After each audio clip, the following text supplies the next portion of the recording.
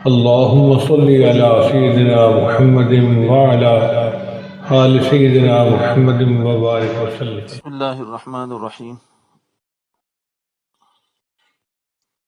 الحمد للہ وکفا وسلام علی عبادہ الذین اصطفی اما بعد.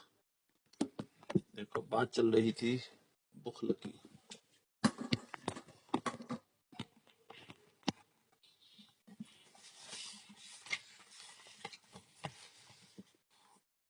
بخل جو ہے وہ مال کی محبت کا نتیجہ ہے، اور بخل کا نقصان کیا ہوتا ہے کہ جہاں شرعی اعتبار سے خرچ کرنا ضروری ہوتا ہے، مثلا زکوٰۃ ہے، مالی حقوق واجبہ ہے، بیوی بچوں کا نفقہ ہے، ان میں انسان پھر صحیح طور پر خرچ نہیں کرتا. ایک تو یہ نقصان ہوتا ہے، اور دوسرا یہ ہوتا ہے کہ دل میں جذبہ پیدا ہوتا ہے کہ بس کسی طرح بھی پیسہ میرے پاس آ جائے. پھر اس جذبے کے ماتحت انسان جائز اور ناجائز کی پرواہ نہیں کرتا. دوسری بات یہ کہ بخل دو دھاری تلوار ہے، دونوں طرف سے کاٹتی ہے. ایک طرف تو بخل حقوق واجبہ کی ادائیگی میں رکاوٹ، اور دوسری طرف گناہوں کا میں جانے کا ذریعہ. جی، تو اب یہ ہے کہ اصلاح کا طریقہ، جو اللہ کے بندے اپنی اصلاح کے لیے کسی شیخ سے رجوع کرتے ہیں تو پھر اپنے ایک ایک بات اپنے شیخ کو لکھتے ہیں، کیونکہ شیخ سے رجوع کرنے کا مقصد ہی یہ ہے کہ جو حالات تم اپنے اندر محسوس کر رہے ہو وہ شیخ کو بتاؤ. جی، پھر وہ شیخ دیکھ کر بتائے گا کہ واقعتاً یہ کوئی بیماری ہے یا نہیں. اگر بیماری ہے تو شیخ اس کا علاج کرے گا. اگر تم نہیں بتاؤں گے تو شیخ کے پاس علم غیب تو ہے نہیں، اس لیے شیخ کو اپنے حالات بتانے پڑتے.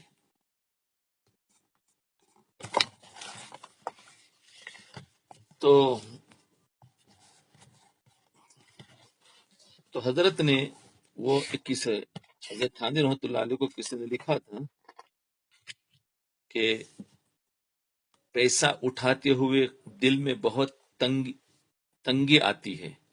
تو حضرت نے جواب میں فرمایا تھا اگر کوئی حق کے واجب فوت نہ ہو تو کچھ غم نہیں.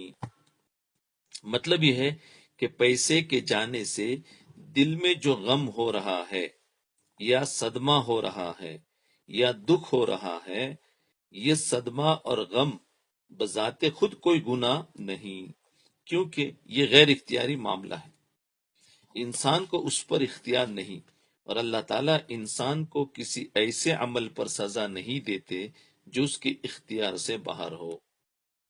ہاں، اگر یہ صدمہ اور غم کسی حق کے واجب کی ادائیگی میں رکاوٹ بن جائے، مثلا زکوٰۃ فرض تھی وہ ادا نہیں کی، صدقہ فطر واجب تھا وہ نہیں دیا، بیوی بچوں کو جتنا نان و نفقہ دینا چاہیے تھا، خرچہ دینا چاہیے تھا اتنا نہیں دیا، کسی ملازم کو رکھا تھا اس کے پورے حقوق نہیں دیے، اور اس غم اور صدمے کے نتیجے میں حق کے واجب فوت ہو گیا تو یہ گناہ ہے.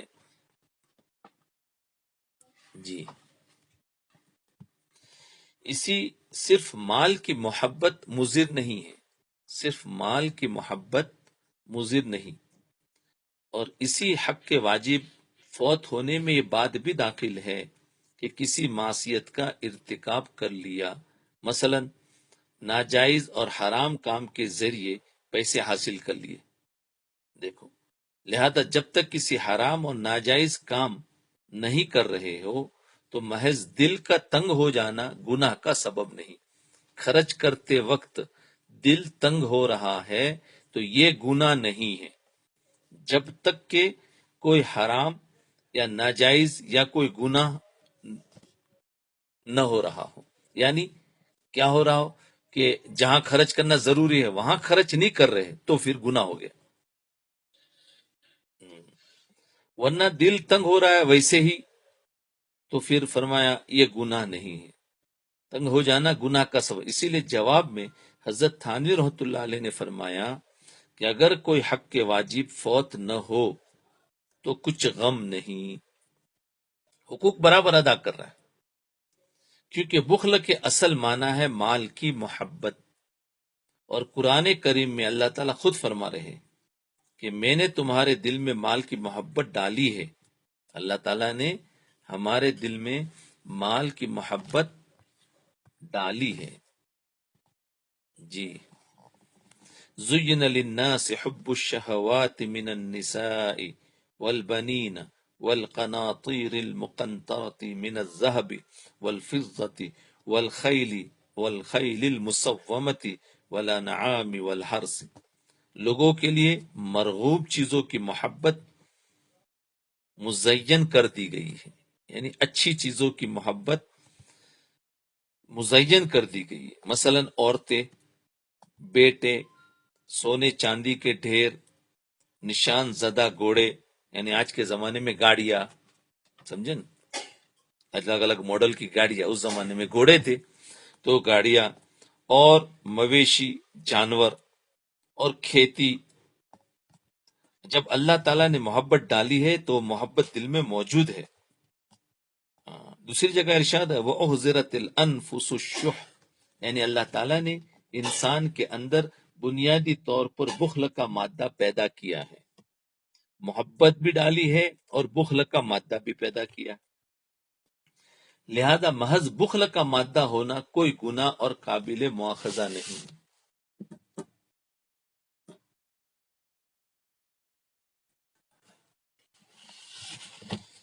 کوئی گناہ نہیں، محض بخل کا مادہ ہونا کوئی گناہ نہیں اور قابل مواخذہ بات نہیں. البتہ قابل مواخذہ اس وقت ہے جس انسان اس محبت کو گناہ کے کاموں میں استعمال کرے.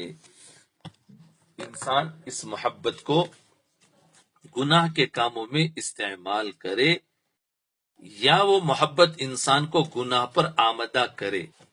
محبت کو گناہ کے کاموں میں استعمال کرے یا محبت انسان کو گناہ پر ابھارے یا حق کے واجب کو فوت کرنے پر آمدہ کر دے تو پھر وہ گناہ ہوگا. تو دیکھو اللہ تعالیٰ نے چیزوں کی محبت بھی ڈالی ہے اور بخل بھی ڈالا ہے. اس لیے محبت کی وجہ سے اگر بخیلی کر رہا ہے اور حقوق کو توڑ رہا ہے تو پھر یہ گناہ ہے. لیکن حقوق کو ادا کر رہا ہے اور پھر اسے خرچ کرنے کا جی نہیں چاہ رہا ہے، جیسے نوافل میں جی نہیں چاہ رہا تو کوئی گناہ نہیں. کیونکہ حقوق کے واجبہ یعنی فرائض اور ایک ہے نوافل، تو خرچ کرنے میں بھی نوافل ہے. جیسے نماز میں نوافل ہے، جیسے نفل کسی نے نہیں پڑھی تو کوئی گناہ نہیں ہے. لیکن فرض اور واجب پڑھنا ضروری ہے. ایسے ہی مال کے اندر بھی فرائض حقوق کے واجبہ ہے اور اس میں بھی حقوق نافلہ ہے. تو فرمایا واجب اور فرائض کو تو ادا کرنا ہے، اس میں تو خرچ کرنا ہی کرنا ہے. لیکن جہاں نفل ہے تو فرمایا وہاں پر اگر ادا نہیں کر رہے ہو تو کوئی گناہ نہیں. آج کل لوگ بخیل کس کو کہتے ہیں؟ جو ہم کو چائے نہ پلائے. یہ اصل میں بخیل نہیں ہے. بخیل تو وہ ہے کہ جو محبت کی وجہ سے زکوٰۃ نہیں دے رہا ہے، بیوی بچوں کو خرچہ نہیں دے رہا ہے، اور اسی طریقے سے اور بھی جو ضروری حقوق ہے اس کو نہیں کر رہا ہے، تو فرمائے یہ بخیل ہے. حضرت فاروق اعظم رضی اللہ عنہ کی دعا.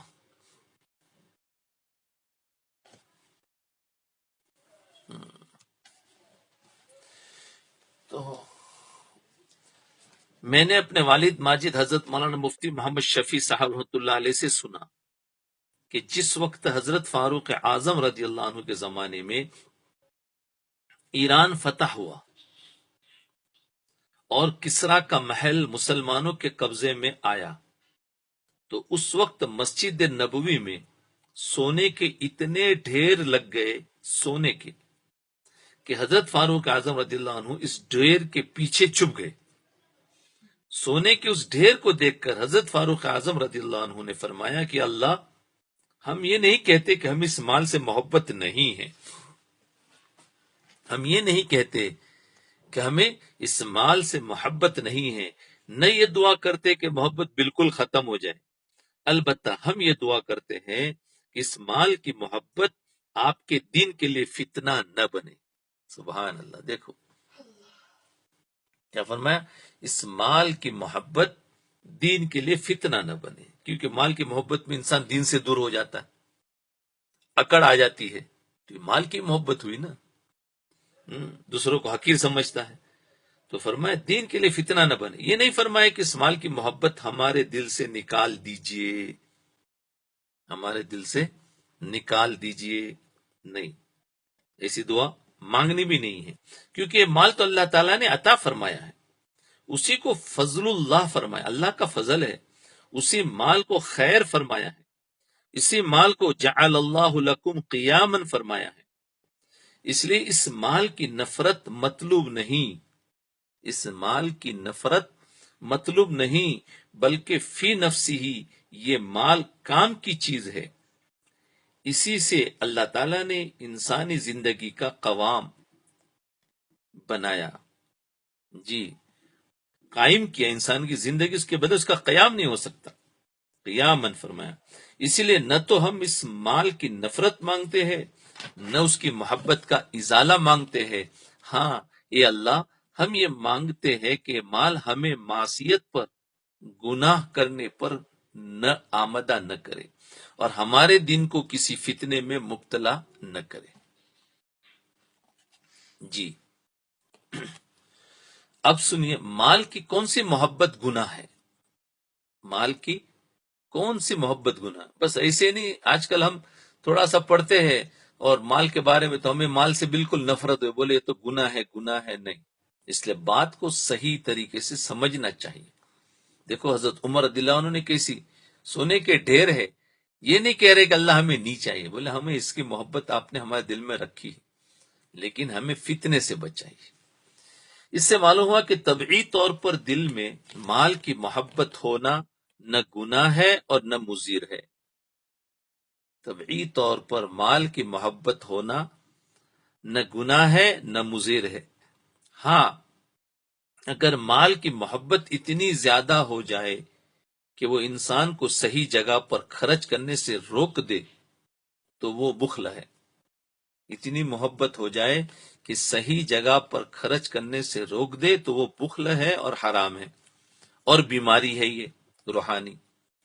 اب دیکھیے اس ملفوظ میں حضرت تھانوی رحمۃ اللہ علیہ نے ان صاحب کو تسلی دے دی کہ اگر حق کے واجب فوت نہ ہو تو کچھ غم نہیں، لیکن یہ بات خوب سمجھ لیجئے کہ ہر انسان کے لیے ایک نسخہ نہیں ہوتا، ہاں یہ بات سمجھ لو، ہر ایک کو ایک ہی دوا نہیں دی جاتی ہے، مرض سب کا ایک ہے، دوا سب کو الگ الگ دی جاتی ہے، آپ جانتے ہوں گے، ہاں تو اس لیے فرما ایک نسخہ نہیں ہوتا ہے، طبیب اور معالج ہر مریض کے، یعنی ڈاکٹر ہر مریض کے حالات دیکھ کر اس کے لیے نسخہ تجویز کرتا ہے، کسی کے اندر طبیعت میں برودت ٹھنڈک ہوتی ہے، کسی کی طبیعت میں حرارت ہوتی ہے، کسی کی طبیعت میں خشکی ہوتی ہے، مرض اوپر سے ایک ہے لیکن اندر کی طبیعت کی وجہ سے دوا مختلف ہو جاتی ہے۔ جی تو حالات دیکھ کر اس کے لیے نسخہ تجویز کرتا ہے، چنانچہ حضرت والا نے اسی طریقے سے روحانیت کے اندر بھی ہے، یہی سوال اگر کوئی اور کرے گا تو اس کو دوسرا جواب ملے گا، کیوں کہ اس کے اندر کی طبیعت کو جانتے ہیں کہ اس کو یہ جواب دیا جائے گا تو نقصان ہوگا۔ حضرت والا نے شخص کو دیکھا کہ یہ شخص حد اعتدال کے اندر ہے، نے دیکھ لیا کہ اعتدال کے اندر چل رہا ہے اور اعتدال سے آگے بڑھا ہوا نہیں ہے، اس لیے آپ نے اس کو تسلی دے دی اور کسی خطرے سے متنبع نہیں فرمایا۔ یہ جانتے تھے، اس لیے کہ ڈاکٹر جانتا ہے نا مریض کی طبیعت کو، اسی لیے تو فیملی ڈاکٹر ہوتا ہے کہ وہ ان کی آگے کی بھی سب کی طبیعتیں جانتا ہے کہ کیا مرض ہے کیا ہے، اور نیا کسی ڈاکٹر کو پکڑوں گے تو پہلے طبیعت نہیں جانتا ہے، اس لیے وہ 2-4 مرتبہ دوا لینے کے بعد پھر طبیعت جانتا ہے۔ تو اسی لیے جب شیخ سے رابطہ رکھتے ہیں تو شیخ طبیعت بھی جانتا ہے، اس کے حساب سے پھر وہ اسی کی علاج بھی بتاتا ہے۔ امام غزالی رحمۃ اللہ علیہ فرماتے ہیں کہ یہ جو مال کی محبت ہے، یہ جو مال کی محبت ہے اور مال خرچ کرتے ہوئے دل دکھ رہا ہے، یہ حالت مذموم تو نہیں، بری تو نہیں اور نہ گناہ ہے، لیکن اس بات کا خطرہ ہے کہ یہ حالت کسی وقت آگے بڑھ کر بخل کی حد تک پہنچ جائے گی۔ امام غزالی رحمۃ اللہ علیہ، گناہ تو نہیں لیکن خطرہ ہے، کہتے ہیں بعض چیزیں خطرے میں ہوتی ہیں، اس لیے فرمایا اس کا بھی علاج کرے، کہ فرمایا خطرہ ہے کہ آگے حد تک پہنچ جائے گی اور کسی بھی وقت حق کے واجب کو بھی ادا کرنے کا راستہ روک دے گی۔ لہذا جب مال خرچ کرنے سے دل دکھ رہا ہے تو یہ خطرے کی گھنٹی ہے، یہ خطرے کی گھنٹی، یعنی محبت تو ہے لیکن یہ آگے خطرہ ہے، ابھی گناہ نہیں ہے اور آگے خطرہ آ سکتا ہے۔ اس خطرے کی گھنٹی کا علاج یہ ہے کہ اس محبت کو ذرا پیچھے کرنے کی ضرورت ہے تاکہ یہ سرحد سے اتنی دور رہے۔ ایک تو حدود ہوتی ہے نا، ہاں تو ہاں بارڈر، اگر بارڈر پر ہے تو گرے گا تو سیدھا دوسری جگہ میں چلا جاتا ہے، لیکن اگر وہ بارڈر سے دور چلا گیا، بیچ میں کھڑا ہے، تو گرے گا تو کہاں جائے گا؟ اندر ہی اندر گرے گا، دوسرے کے اندر نہیں جائے گا۔ اس لیے فرمایا کہ یہ جو خطرے کی گھنٹی یعنی بارڈر پر ہے، اور اگر جو گرا تو سیدھا گناہ میں جائے گا، اس لیے محبت کو ذرا پیچھے کرنے کی ضرورت ہے تاکہ یہ سرحد سے اتنی دور رہے، اس بارڈر سے اتنی دور رہے کہ سرحد پار کر جانے کا احتمال نہ ہو، کہ اگر آگے بھی بڑھا تو وہ حدود کو، بارڈر کو پار نہ کرے، بارڈر کے اندر ہی رہے۔ سمجھ میں آ گیا؟ یہ بارڈر یاد رکھو۔ تو یہ ہے جیسے ایک مثال کے طور پر ایک برج بنا ہوا ہے، 10 فٹ چوڑا ہے، ہاں برج ہے، اب نیچے تو پانی پانی ہے، اب اس کے دونوں کنارے یہ بالکل اس کے بارڈر ہے، اور 10 فٹ کا بیچ کا جو حصہ ہے وہ اس کا اچھی جگہ۔ اب بیچ میں سے اگر کوئی انسان پھسل گیا، گرے گا تو کہاں جائے گا؟ برج پر ہی رہے گا۔ لیکن اگر وہ کنارے پر چلے گا اور اگر وہ پھسل گیا تو سیدھا سمندر میں جائے گا۔ تو سمجھو اس کو کہتے ہیں، تو یہ کہنا چاہتے ہیں کہ ہمیں اگر مطلب خرچ کرنے میں ہمارا دل دکھتا ہے تو کوئی گناہ تو نہیں ہے، لیکن یہ بارڈر پر ہے، آگے جا کر اس کو خطرہ ہے، تو اس لیے فرمایا اس کو ذرا پیچھے ہونے کی ضرورت نہیں، بیچوں بیچ میں چلنے کی ضرورت ہے۔ تو اس کو کہتے ہیں بارڈر پر چلنے کا نام فتویٰ ہے، اور بیچ میں چلنے کا نام تقویٰ ہے۔ تقویٰ والا گرے گا تو بھی فتوے کے اندر رہے گا، اور فتویٰ والا گرے گا تو سیدھا باہر نکلتا ہے۔ اب سمجھ میں، ایک ہوتا ہے فتویٰ اور ایک ہوتا ہے تقویٰ، حرام میں نکل جائے گا۔ کیوں؟ اسی لیے فرمایا ہمیں اللہ تعالیٰ نے جو دعوت و تبلیغ کا کام دیا تھا، یہ تقوی کے اندر جا رہا تھا کہ انسان کو تقوی پر لانا ہے، گرے گا تو بھی اندر ہی جائے گا، ورنہ عام پبلک کو جو ہے وہ فتوے پر اس کو تو اجازت دی جائے گی، لیکن اس کو آہستہ آہستہ لانا ہے، ایک دم سے تقوی بتائیں گے تو ڈر جاتا ہے، اس لیے چھوڑنا بھی نہیں ہے، لیکن اس کو سمجھا کر کے بیچ میں آ جائے تو پھر اس کو آگے خطرہ نہیں رہتا۔ اب سمجھ گئے؟ تو فتویٰ اور تقویٰ، بارڈر پر چلنے کا نام فتویٰ ہے، بیچ میں چلنے کا نام تقویٰ ہے۔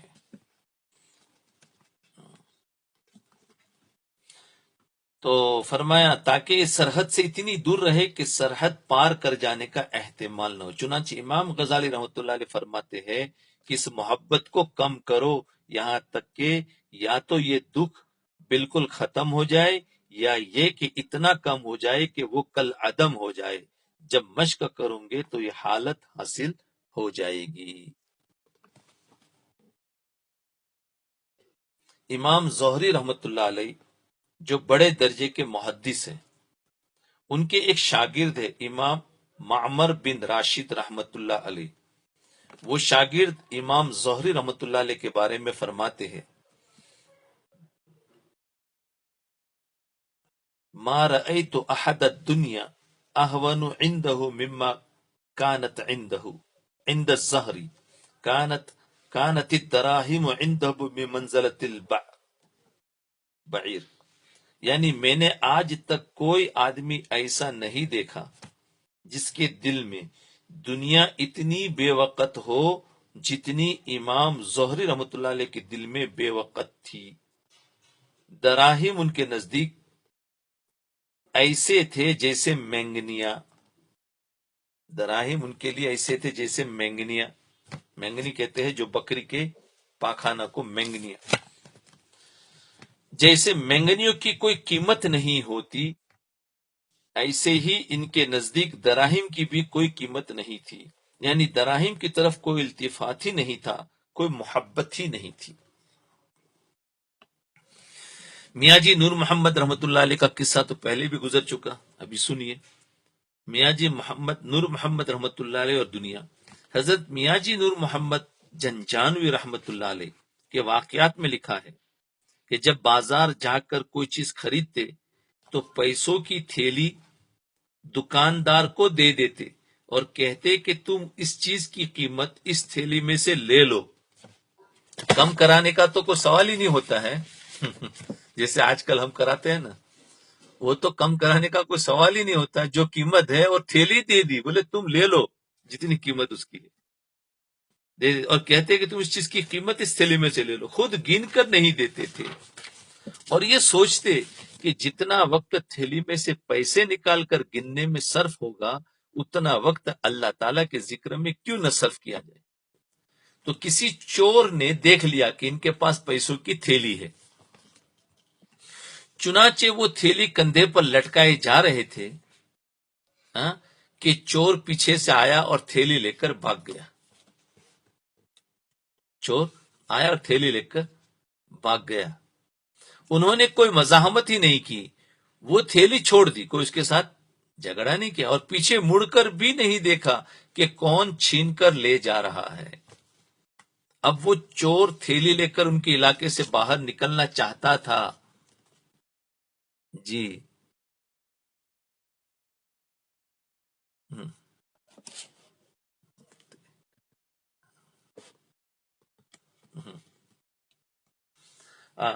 اب مگر وہ چور تھیلی لے کر اس علاقے سے باہر نکلنا چاہتا تھا مگر اس کو راستہ ہی نہیں ملتا، وہ گلیاں اس کے لیے بھول بھلیا بن گئی، راستہ نہیں مل رہا، ادھر سے نکلتا ہے وہی گلی آتی ہے پھر سے۔ اب پریشانی کے عالم میں کبھی ایک گلی میں داخل ہوتا ہے، کبھی دوسری گلی میں داخل ہوتا ہے، مگر باہر نکلنے کا راستہ نہیں ملتا، پھنس گیا۔ آخر میں اس کو خیال آیا کہ ایسا معلوم ہوتا ہے کہ سب کچھ اس اللہ کے ولی کے ساتھ زیادتی کرنے کا وبال ہے۔ چنانچہ وہ چور میاں جی کے گھر پر پہنچا، دروازے پر دستک دی، انہوں نے اندر سے پوچھا کہ کون ہے؟ چور نے کہا یہ اپنی تھیلی لے لو۔ میاں جی نے فرمایا کہ میں یہ تھیلی نہیں لیتا، اس لیے کہ جس وقت تو نے چھینی تھی اسی وقت میں نے تجھے صدقہ کر دی تھی، لہذا اب یہ تھیلی میری ملکیت نہیں رہی۔ وہ چور کہتا ہے کہ خدا کے لیے لے لو، وہ کہتے ہیں کہ میں نہیں لیتا، وہ کہتا ہے لے لو، وہ کہتے ہیں میں نہیں لیتا۔ آخر میں چور نے کہا کہ حضرت مجھے نکلنے کا راستہ نہیں مل رہا ہے، یہ دعا کر دو کہ راستہ مل جائے۔ چنانچہ انہوں نے فرمایا کہ اچھا چلا جا، میں دعا کرتا ہوں۔ چنانچہ وہ چور تھیلی لے کر چلا گیا، پھر اس کو مل گیا راستہ۔ اللہ اکبر۔ بہرحال ایسے بھی اللہ تعالیٰ کے بندے ہوتے ہیں کہ ان کے دل سے مال کی محبت بالکل جاتی رہتی، مال کی محبت، یہ چوتھا سبق ہے نا، اس میں بخل کا علاج ہوتا ہے، مال کی محبت بالکل جاتی رہی۔ اب یا تو یہ صورتحال پیدا ہو جائے یا کم از کم مال کی محبت اتنی کم ہو جائے کہ وہ خطرے کی حد سے دور ہو جائے۔ اس وجہ سے امام غزالی رحمۃ اللہ علیہ فرماتے ہیں کہ اس مال کی محبت سے ذرا پیچھے رہو۔ اس بارے میں امام غزالی رحمۃ اللہ علیہ نے دو باتیں بیان فرمائی، اس کیفیت کو برا سمجھو اور دعا کرو۔ ایک یہ کہ جب تم یہ محسوس کرو کہ پیسوں کے جانے سے دل دکھ رہا ہے اور دل میں تنگی ہو رہی ہے، دل میں تنگی ہو رہی ہے تو ایک کام یہ کرو کہ دل کی اس کیفیت کو برا سمجھو۔ کیا کرو؟ دل کی اس کیفیت کو برا سمجھو کہ یہ کوئی اچھی کیفیت نہیں. دوسرا کام یہ کرو کہ اللہ تعالیٰ سے دعا کرو کہ یا اللہ یہ مال کی محبت کا سانپ کہیں مجھے ڈس نہ لے اور کسی وقت میرے لیے مصیبت نہ بن جائے. یہ دعا، وہ تو برا سمجھو کیفیت کو، اور دوسرا دعا کرو کہ یہ مجھے ڈس نہ لے. لہذا یا اللہ میرے اس مال کی محبت کو اعتدال سے بڑھنے سے روکیے اور حد کے اندر رکھیے. یہ دعا کرتے رہوں گے تو انشاءاللہ تعالی پھر یہ محبت نقصان دہ نہیں ہوگی. جی البتہ حضرت تھانوی رحمۃ اللہ علیہ نے اس ملفوظ میں اس شخص کو تسلی دے دی کہ یہ دکھ اور تکلیف بری اور ناجائز نہیں، اور اس شخص کو اس دکھ پر متنبع کرنے کی ضرورت نہیں سمجھی. اس کی وجہ یہ ہے کہ یہ اس شخص کی خصوصیت تھی. آپ جانتے تھے کہ یہ شخص مال کی محبت میں آگے بڑھنے والا نہیں ہے. وہ جانتے تھے بعضوں کو خطرہ ہوتا ہے تو پھر اس کو کہتے ہاں یہ گناہ ہے، بڑھنے والا نہیں. اگر کوئی دوسرا شخص ہوتا تو اس کو تسلی نہ دیتے بلکہ اس کو متنبع فرماتے کہ دکھ ہونا تو بڑی خطرناک بات ہے. جی اس لیے یہاں پر ہی لوگوں میں تو ہوتا ہے کہ ایک چیز فلاں شخص کر رہا ہے وہ تو جائز ہے اور میں کروں تو ناجائز ہو گیا، کیا ہو گیا. اب لوگ سمجھتے نہیں کہ بھائی ڈاکٹروں کے اندر بھی وہی چیز ہوتی ہے تو شریعت کے اندر بھی وہی چیز ہے. مفتی بھی کسی کو کسی چیز کا فتویٰ دیتا ہے جائز کا، اور کسی کو کسی کا وہی مسئلہ ہے اس کو ناجائز کا فتویٰ دے دیتے ہیں. تو یہ ساری چیزیں اندر کی باتیں ہوتی ہیں. اس لیے ہمیں خود اپنا مسائل کے اندر اپنے مفتی سے پوچھ کر چلنا چاہیے، کسی کو دیکھنا نہیں چاہیے، اور ہمارے اندر کے باطن اور اپنے اندر کی اصلاح اپنے شیخ سے پوچھ کر چلنا چاہیے، دوسروں کو نہیں دیکھنا چاہیے. دوسروں کو دیکھنے جاؤں گے تو ہمارے لیے پریشانی ہو جائے گی اور راستہ چلنا مشکل ہو جائے گا. جیسے ڈاکٹر کے پاس دوا لینے جاتا، ہر انسان اپنے ڈاکٹر سے دوا لیتا ہے اور خود کھاتا ہے. کسی کو کیا دوا دی، کسی کی کیا بیماری تھی، وہ مجھے کوئی مطلب نہیں. میں تو اپنی دوا خود لاؤں گا، کسی کی دیکھ کر میں اس سے سیمپل نہیں لوں گا. تو فرمایا اس لیے اگر کوئی شیخ اس کو تسلی نہ دیتے بلکہ اس کو متنبع فرماتے کہ دکھ ہونا تو بڑی خطرناک بات، اس کی فکر کرو. شیخ کا اصل کام ہی یہ ہے کہ وہ یہ دیکھے کہ کس شخص کو کس وقت کیا نسخہ دیا جائے، کیا بات بتائی جائے، کیا حکم دیا جائے. ایک اور صاحب نے حضرت تھانوی رحمۃ اللہ علیہ کو خط میں لکھا کہ خرچ کرنے میں فی الجملہ گرانی معلوم ہوتی ہے، ناداری اور قرض کرنے سے خوف رہتا ہے. یعنی ہو سکتا ہے غریب بن جاؤ، ہو سکتا ہے خرچ کرنے سے میرے پر پھر ختم ہو جائے تو میرا قرض بڑھ جائے گا، تو اس کا خوف رہتا ہے. گو حقوق کے واجبہ میں کوتاہی نہیں کرتا لیکن واجب حقوق میں برابر ادا کرتا. اس کے علاوہ میں ذرا سا کہیں خرچ کرنا ہوتا ہے تو مجھے نہیں چلتی طبیعت، بوجھ معلوم ہوتا ہے. تو جواب میں حضرت تھانوی رحمۃ اللہ علیہ نے فرمایا یہ حب مال نہیں، حب اعتدال ہے. سبحان اللہ سبحان اللہ. یہ حب مال نہیں، یہ حب اعتدال ہے. ورنہ ہمیں کیا لگے گا، ارے میرے اندر تو مال کی محبت آ گئی، پتہ نہیں میرا کیا ہوگا ابھی، کیونکہ خرچ کرنے سے دل تنگ ہوتا ہے. فرمایا یہ حب مال نہیں، یہ حب اعتدال ہے. ایک صاحب نے لکھا جب میں نے پیسے خرچ کرتا ہوں تو دل میں گرانی اور بوجھ محسوس ہوتا ہے، اور خرچ کرتے ہوئے خوف رہتا ہے کہ کہیں بالکل ہی میں نادار نہ ہو جاؤں، مسکین نہ ہو جاؤ، پھر قرض لینا پڑ جائے. البتہ اتنی بات ضرور ہے کہ حقوق واجبہ کی ادائیگی میں کوتاہی نہیں کرتا. تو جواب میں حضرت والا نے فرمایا کہ یہ حب مال نہیں بلکہ حب اعتدال ہے، کیونکہ جب حقوق واجبہ میں کوتاہی نہیں ہو رہی ہے تو پھر جو مقصود تھا وہ حاصل ہے. مقصود تو وہی ہے.